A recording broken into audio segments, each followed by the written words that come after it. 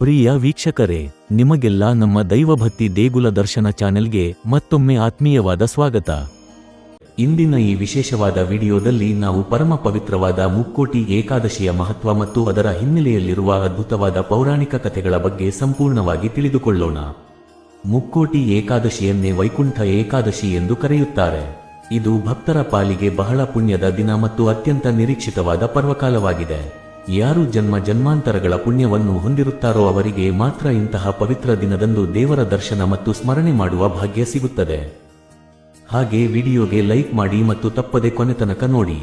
ಎಲ್ಲರೂ ಭಕ್ತಿಯಿಂದ ಕಾಮೆಂಟ್ ಬಾಕ್ಸ್ನಲ್ಲಿ ಓಂ ನಮೋ ನಾರಾಯಣಾಯ ಅಂತ ಬರೆಯಿರಿ. ಪರಮ ಪವಿತ್ರವಾದ ನಾರಾಯಣ ಮಂತ್ರದ ಮಹಿಮೆ ಎಷ್ಟು ದೊಡ್ಡದು ಎಂಬ ಬಗ್ಗೆ ನಾರದ ಮಹರ್ಷಿಗೂ ಒಮ್ಮೆ ಒಂದು ಸಂದೇಹ ಬಂದಿತ್ತು. ನಾರದರು ನಿರಂತರವಾಗಿ ನಾರಾಯಣ ನಾಮವನ್ನು ಜಪಿಸುತ್ತಿದ್ದರೂ ಅವರಿಗೆ ಈ ಮಂತ್ರದ ನಿಜವಾದ ಶಕ್ತಿ ಏನು ಎಂಬ ಕುತೂಹಲ ಮೂಡಿತು. ತಕ್ಷಣವೇ ಅವರು ವೈಕುಂಠಕ್ಕೆ ತೆರಳಿ ಶ್ರೀ ಮಹಾವಿಷ್ಣುವನ್ನು ಭೇಟಿಯಾಗಿ ತಮ್ಮ ಸಂದೇಹವನ್ನು ವ್ಯಕ್ತಪಡಿಸಿದರು. ಆಗ ಮಹಾವಿಷ್ಣುವು ನಗುತ್ತಾ, ನಾರದರೇ ಭೂಲೋಕಕ್ಕೆ ಹೋಗಿ ಅಲ್ಲಿ ಮರದ ಕೊಂಬೆಯ ಮೇಲಿರುವ ಒಂದು ಚಿಕ್ಕ ಹಕ್ಕಿಯನ್ನು ಈ ಪ್ರಶ್ನೆ ಕೇಳಿ ಎಂದು ಹೇಳಿದರು. ನಾರದರು ಅಚ್ಚರಿಯಿಂದ ಭೂಲೋಕಕ್ಕೆ ಬಂದು ಆ ಚಿಕ್ಕ ಹಕ್ಕಿಯ ಬಳಿ ನಾರಾಯಣ ಮಂತ್ರದ ಮಹತ್ವವೇನು ಎಂದು ಕೇಳಿದರು. ಆದರೆ ಆಶ್ಚರ್ಯವೆಂದರೆ ಹಕ್ಕಿಯು ನಾರಾಯಣ ಎಂಬ ನಾಮವನ್ನು ಕೇಳಿದ ತಕ್ಷಣ ಕೆಳಗೆ ಬಿದ್ದು ಮರಣಿಸಿತು. ಇದರಿಂದ ಭಯಗೊಂಡ ನಾರದರು ಮತ್ತೆ ವಿಷ್ಣುವಿನ ಬಳಿ ಹೋದಾಗ ಸ್ವಾಮಿಯು ಈ ಬಾರಿ ಒಂದು ಜಿಂಕೆ ಮರಿಯನ್ನು ಕೇಳಲು ಹೇಳಿದರು. ಆದರೆ ಅಲ್ಲೂ ಹಾಗೆಯೇ ಆಯಿತು.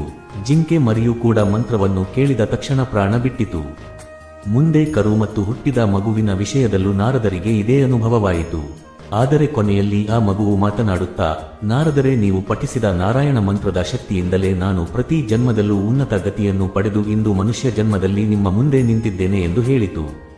ಹೀಗೆ ನಾರಾಯಣ ನಾಮವು ಆತ್ಮಕ್ಕೆ ಮೋಕ್ಷವನ್ನು ಮತ್ತು ಉನ್ನತ ಜನ್ಮವನ್ನು ನೀಡುವ ಪರಮ ಸಾಧನವಾಗಿದೆ ಎಂಬುದು ಸಾಬೀತಾಯಿತು. ಇನ್ನು ಅಜಾಮಿಲನ ಕಥೆಯು ಈ ಮಂತ್ರದ ಶಕ್ತಿಗೆ ಮತ್ತೊಂದು ಸಾಕ್ಷಿಯಾಗಿದೆ. ಕನ್ಯಾಕುಬ್ಜ ನಗರದ ಅಜಾಮಿಲನು ಮೊದಲು ಬ್ರಾಹ್ಮಣನಾಗಿದ್ದರೂ ನಂತರ ದುಷ್ಟ ಸಹವಾಸದಿಂದ ಪಾಪ ಕಾರ್ಯಗಳಲ್ಲಿ ತೊಡಗಿದ್ದನು. ಆದರೆ ಮರಣಕಾಲದಲ್ಲಿ ತನ್ನ ಮಗನಿಗೆ ಇಟ್ಟಿದ್ದ ನಾರಾಯಣ ಎಂಬ ಹೆಸರನ್ನು ಕೂಗಿದ ಕಾರಣಕ್ಕಾಗಿ ಯಮದೂತರು ಆತನನ್ನು ಕರೆದೊಯ್ಯಲು ಬಂದಾಗ ವಿಷ್ಣುದೂತರು ಅಲ್ಲಿಗೆ ಬಂದು ಆತನನ್ನು ರಕ್ಷಿಸಿದರು. ಅರಿಯದೆ ಕೂಗಿದ ನಾರಾಯಣ ಎಂಬ ನಾಮವೇ ಆತನಿಗೆ ವೈಕುಂಠ ಪ್ರಾಪ್ತಿಯಾಗುವಂತೆ ಮಾಡಿತು.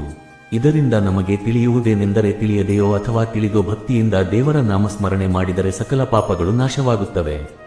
ವೈಕುಂಠ ಏಕಾದಶಿಯ ಮತ್ತೊಂದು ವಿಶೇಷವೆಂದರೆ ಉತ್ತರ ದ್ವಾರದ ದರ್ಶನ. ಪ್ರಳಯ ಕಾಲದಲ್ಲಿ ಮಧು ಮತ್ತು ಕೈಟಭ ಎಂಬ ರಾಕ್ಷಸರು ಬ್ರಹ್ಮದೇವನನ್ನು ಹಿಂಸಿಸುತ್ತಿದ್ದಾಗ ಮಹಾವಿಷ್ಣುವು ಅವರನ್ನು ಸಂಹರಿಸಲು ಮುಂದಾದನು. ಆಗ ಆ ರಾಕ್ಷಸರು ವಿಷ್ಣುವಿನ ಸ್ಪರ್ಶದಿಂದ ಪವಿತ್ರರಾಗಿ ತಮಗೆ ವೈಕುಂಠದಲ್ಲಿ ನೆಲೆ ನೀಡಬೇಕೆಂದು ಕೇಳಿಕೊಂಡರು. ಲೋಕದ ಹಿತದೃಷ್ಟಿಯಿಂದ ವಿಷ್ಣುವು ವೈಕುಂಠದ ಉತ್ತರ ದ್ವಾರವನ್ನು ತೆರೆದು ಅವರಿಗೆ ಮುಕ್ತಿ ನೀಡಿದನು. ಅಂದಿನಿಂದ ಮುಕ್ಕೋಟಿ ಏಕಾದಶಿಯ ದಿನ ಯಾರು ಉತ್ತರ ದ್ವಾರದ ಮೂಲಕ ದೇವರನ್ನು ದರ್ಶಿಸುತ್ತಾರೋ ಅವರಿಗೆ ಮೋಕ್ಷ ಸಿಗುತ್ತದೆ ಎಂಬ ನಂಬಿಕೆ ಬೆಳೆದು ಬಂದಿದೆ. ಪೂರ್ವಕಾಲದಲ್ಲಿ ವೈಕಾನಸ ಎಂಬ ರಾಜನು ತನ್ನ ತಂದೆ ನರಕದಲ್ಲಿ ಕಷ್ಟಪಡುತ್ತಿರುವುದನ್ನು ಕನಸಿನಲ್ಲಿ ಕಂಡು ಬಹಳ ದುಃಖಿತನಾದನು. ಈ ಸಮಸ್ಯೆಗೆ ಪರಿಹಾರ ಕೇಳಲು ಪರ್ವತ ಮುನಿಗಳ ಬಳಿ ಹೋದಾಗ ಅವರು ಮುಕ್ಕೋಟಿ ಏಕಾದಶಿಯ ವ್ರತವನ್ನು ಆಚರಿಸಿ ಅದರ ಪುಣ್ಯವನ್ನು ತಂದೆಗೆ ಧಾರೆ ಎರೆದರೆ ಅವರಿಗೆ ಮುಕ್ತಿ ಸಿಗುತ್ತದೆ ಎಂದು ತಿಳಿಸಿದರು. ರಾಜನು ಭಕ್ತಿಯಿಂದ ವ್ರತ ಆಚರಿಸಿದ ತಕ್ಷಣ ಆತನ ತಂದೆ ನರಕದಿಂದ ಮುಕ್ತನಾಗಿ ಸ್ವರ್ಗಕ್ಕೆ ತೆರಳಿದನು. ಈ ಕಥೆಯು ನಮಗೆ ಈ ದಿನದ ವ್ರತದ ಮಹತ್ವವನ್ನು ಸಾರುತ್ತದೆ. ಅಂತಿಮವಾಗಿ ಒಬ್ಬ ಧನವಂತ ಭಕ್ತನ ಕಥೆಯೂ ಇದೆ. ಆತನು ಮೊದಲು ವಿಷ್ಣುವನ್ನು ಪೂಜಿಸಿ ನಂತರ ಲಾಭದ ಆಸೆಯಿಂದ ಲಕ್ಷ್ಮಿಯನ್ನು ಪೂಜಿಸಲು ಪ್ರಾರಂಭಿಸಿದನು. ಕೋಪದಿಂದ ವಿಷ್ಣುವಿನ ವಿಗ್ರಹದ ಮೂಗನ್ನು ಬಟ್ಟೆಯಿಂದ ಮುಚ್ಚಿದಾಗ ಸಾಕ್ಷಾತ್ ಪರಮಾತ್ಮನು ಪ್ರತ್ಯಕ್ಷನಾದನು.